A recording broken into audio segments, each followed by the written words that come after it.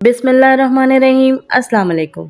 मैं हूं doctor Hira Shakeel. Welcome to my YouTube channel. मैं अपनी वीडियोस में आपको मुख्तलिफ डिजीज़ेस के बारे में इंफॉर्मेशन देती हूं। तो आज एक नए टॉपिक के साथ आपको न्यू इंफॉर्मेशन देने की पूरी कोशिश करूंगी।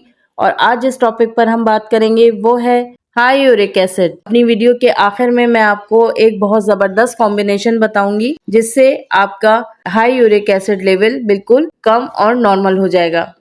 तो मेरी वीडियो को आखिर तक ज़रूर देखिए और जानिए कि आपको होम्योपैथिक ट्रीटमेंट से कितना आराम आ सकता है।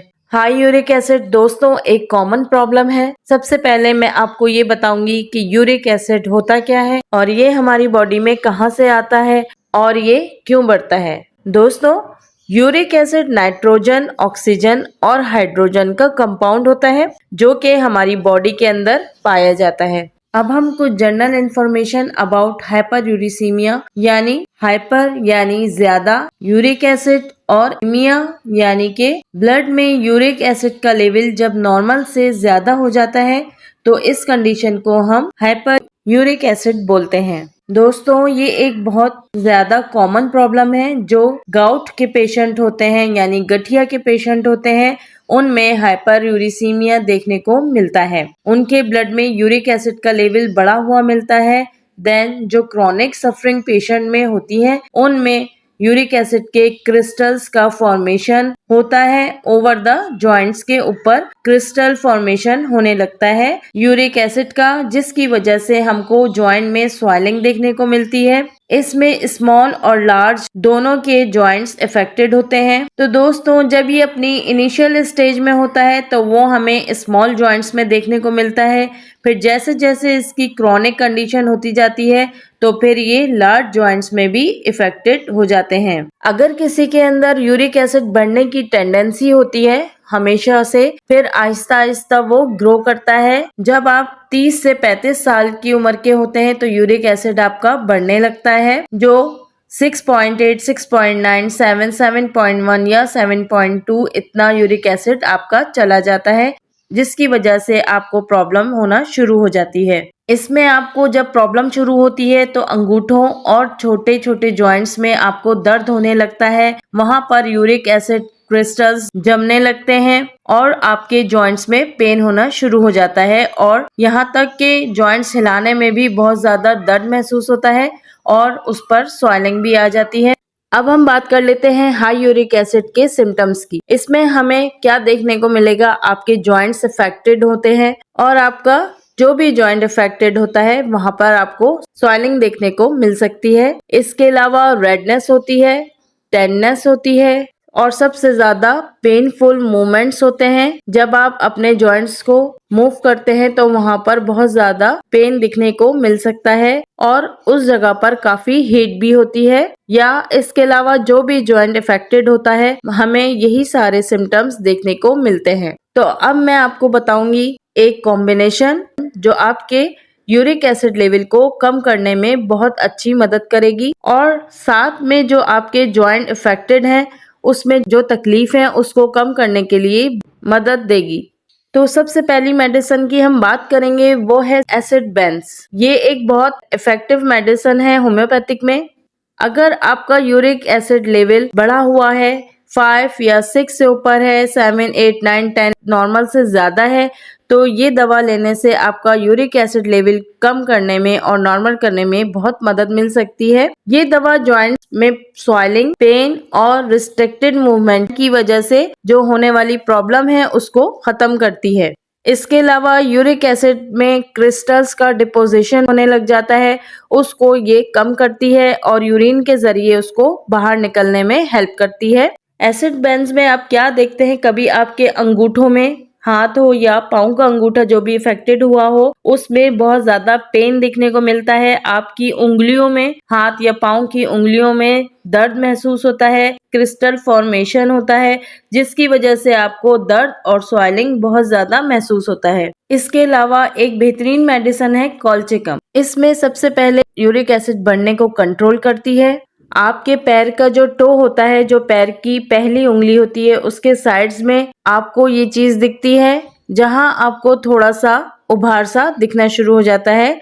टो में टेंडनेस है, रेडनेस है, छूने से दर्द है और आपका ब्लड यूरिक एसिड बढ़ा हुआ है, तो आप कॉल्चिकम को 1 मंथ तक इस्तेमाल करें 30 पावर में। नेक्स्ट मेडिसिन है लिडमपॉल। हाई यूरिक एसिड की एक कंडीशन ऐसी आती है कि आपके एंकल यानी टखने में पेन होने लगता है, चलने पे और ज़्यादा तकलीफ बढ़ गई हो। सुबह सुबह जब ज़मीन पर आप पैर रखते हैं तो आपसे ज़मीन पे पैर नहीं रखा जाता, रेडनेस होती है, टेंडरनेस होती है। तो ऐसी कंडीशन को ठीक करने के लिए लिडमपॉल 30 पावर में इस्तेमाल की जाएगी। नेक्स्ट मेडिसिन हमारी है गुआइकम मदर टिंचर। अगर एक कंडीशन हमारी ये आती है कि पेशेंट आपके पैर में डिफॉर्मिटीज होने लगती हैं, यानी पैर की उंगलियां टेढ़ी होने लगती हैं, अंदर की तरफ मुड़ने लगती हैं, गाउट कंडीशन हो गई हो, तो ऐसी कंडीशन को ठीक करने के लिए गुआइकम मदर टिंचर बहुत अच्छा काम करेगी। नेक्स्ट मेडिसिन हमारी है लिथियम कार्ब। मॉर्निंग स्टिफनेस, सुबह उठे और ऊपर से पूरा जिस्म में आपके अकड़न हो जाती है, स्टिफनेस है, खासकर अगर कंधों में दर्द है और ब्लड यूरिक एसिड बढ़ा हुआ है तो लिथियम कार्ब 30 पावर में बहुत अच्छा काम करेगी।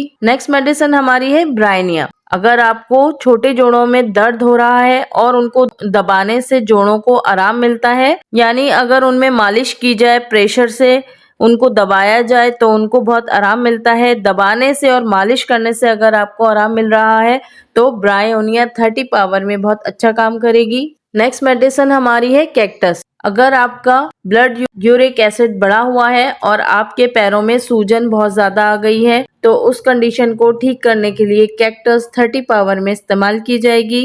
नेक्स्ट मेडिसिन हमारी है ग्रेशुला। मरीज को अगर यूरिक एसिड बढ़ा हुआ है और सीने में जलन और एसिडिटी भी रहती हो तो ग्रेशुला 30 पावर में बहुत अच्छा काम करेगी।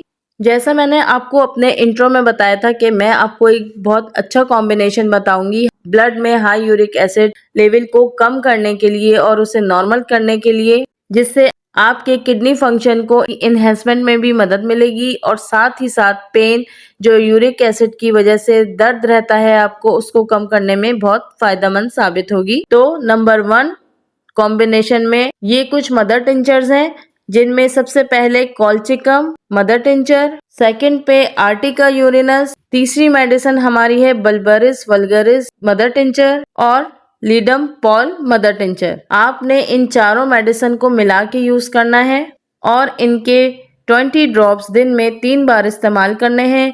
अगर आपको मेडिसिन बनाने में परेशानी हो, अगर आप मुझसे कुछ पूछना चाहें तो मुझे कमेंट बॉक्स में कमेंट करके पूछ सकते हैं, मैं आपको उसमें पूरी डिटेल बताऊंगी। इसके अलावा यूरिक एसिड लेवल चेक करने के लिए कुछ स्पेसिफिक ब्लड टेस्ट और यूरिन टेस्ट होते हैं। ये टेस्ट ज्यादातर गाउट, किडनी इश्यूज या मेटाबॉलिक डिसऑर्डर्स डायग्नोसिस करने के लिए यूज किए जाते हैं। इसमें ब्लड यूरिक एसिड सीरम आपका करवाया जाता है, joint fluid analysis, urine uric acid test और किडनी फंक्शन टेस्ट करवाए जाते हैं, जिसकी वजह से आपको पता चलता है हाई यूरिक एसिड की वजह से किडनी डैमेज का भी पता लगाया जा सकता है।